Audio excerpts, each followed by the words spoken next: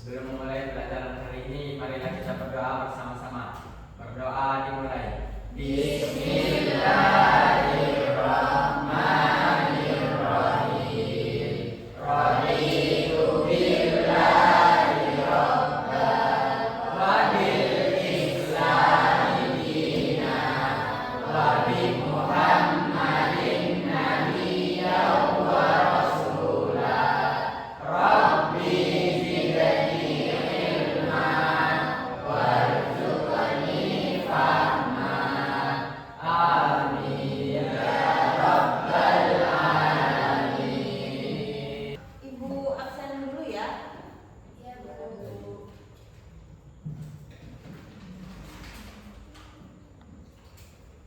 Afania Rizky, Ada. Alimatus, Ada. Dimas Maulana. Baik, sebelum kita mulai pelajaran, kita akan menyanyikan lagu Indonesia Raya. Untuk ketua kelas dipimpin temannya. Sebelum memulai menyanyikan lagu Indonesia Raya, marilah kita berdiri bersama-sama.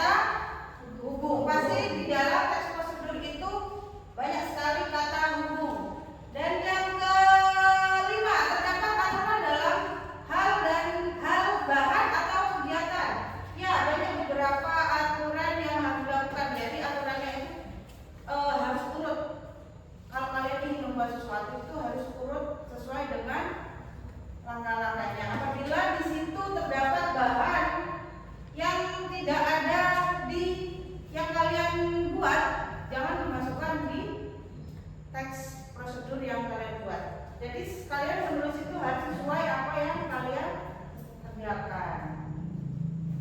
Dan yang selanjutnya menggunakan kata keterangan untuk menyatakan rincian waktu, tempat, dan cara. Waktu bisa kalau kalian ingin membuat sesuatu, contohnya seperti membuat kue, kan itu ada waktu. Ya. Entah itu diamkan selama 30 menit atau berapa menit, itu harus ada. Terus keterangan tempat, tempatnya entah itu di dapur, terus di Pabrik. ya, aku boleh. Terus caranya seperti apa? Dan yang terakhir terdapat isi kegiatan yang dilakukan secara utuh. Tadi sudah saya jelaskan langkah-langkahnya atau kegiatannya harus secara urut. Terkadang boleh kalian menggunakan langkah-langkahnya tidak runtut, asal tujuannya sama. Terus yang selanjutnya ini kaidah kebahasaan teks prosedur, ada kalimat, konjungsi numerial, pronomial, dan verbal. Sebelum memasuki ini kalimat, saya akan menambahkan. Nah ini, coba kalian tulis. Kalimat di sini kalimat dikategorikan ada 3 macam. Yang pertama, kalimat imperatif. Yang kedua, kalimat deklaratif, dan yang ketiga, interrogatif. Kalimat imperatif adalah kalimat yang mengandung perintah, permintaan atau larangan untuk melakukan sesuatu. Contohnya ini, hati-hati saat menggoreng risol. Itu bisa saja perintah atau permintaan. Terus yang kedua, deklaratif adalah kalimat yang berisi pernyataan. Contohnya ini, risol mayo adalah cemilan yang cocok disajikan untuk keluarga atau tamu. Berisi itu pernyataan, ungkapan. Terus yang ketiga, kalimat interrogatif, kalimat yang mengandung pertanyaan.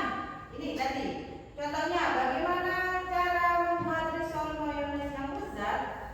Itu pasti ada. Biasanya pertanyaan itu terdapat pada awal sebelum kalian melakukan langkah-langkah itu. Biasanya penjelasan di situ, terus ada pertanyaan, gimana cara membuat risol? Berikut ini adalah langkah-langkah membuat risol. Kalian pahami?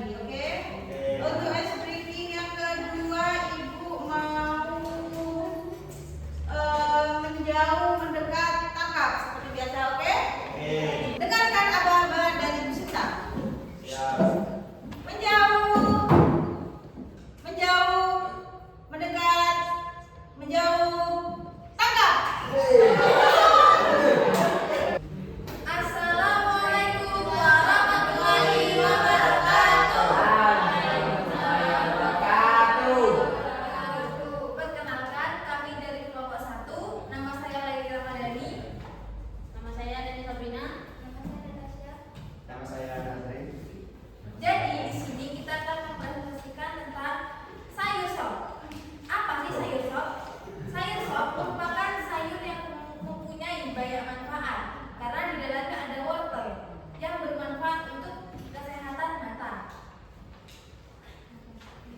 Apa saja sih alat dan bahan untuk membuat sayur sop? Yaitu pisau, wadah, granat, panci, sendok, sendok, sayur sop seperti wortel, brokoli, tomat, dan lain-lain. Sabu sayur, ada buku, sabu sedap, penyedap seperti gula, garam, micin, air secukupnya. Berikut ada cara membuat sayur sop. Yang pertama, kupas sayur seperti kentang, wortel, dan brokoli. Kemudian dicuci bersih sebelum dipotong. Setelah dicuci, dipotong sesuai selera untuk kentang, wortel, pentol, dan brokoli serta ayam. Kemudian siapkan air di dalam panci hingga mendidih. Setelah mendidih, masukkan potongan kentang, wortel, dan brokoli ke dalam panci yang sudah mendidih. Jika sayur sudah setengah matang, masukkan potongan ayam dan pentol. Masukkan bumbu saji untuk membuat sayur sop. Agar sayur mempunyai rasa yang sedap, tambahkan penyedap rasa. Kemudian, sebelum sayur sop disajikan, dirasa atau dicicip terlebih dahulu. Setelah dirasa sedap dan tidak kurang apapun, sayur sop siap disajikan di wadah dan sayur sop siap dihidangkan. Cukup dari kami. Mohon maaf kalau ada kesalahan. Amin, amin. Akhir kata, wassalamualaikum warahmatullahi wabarakatuh.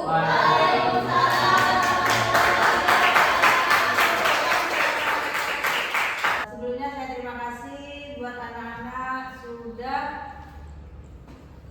mengikuti pembelajaran hari ini dengan baik dan menarik. Untuk presentasinya pun sudah menarik. Kalian sudah bisa dengan apa ya? Kepedean kalian, cara berpikir kalian, bahasa pun yang kalian gunakan menurut Bu Sita juga sudah baik. Karena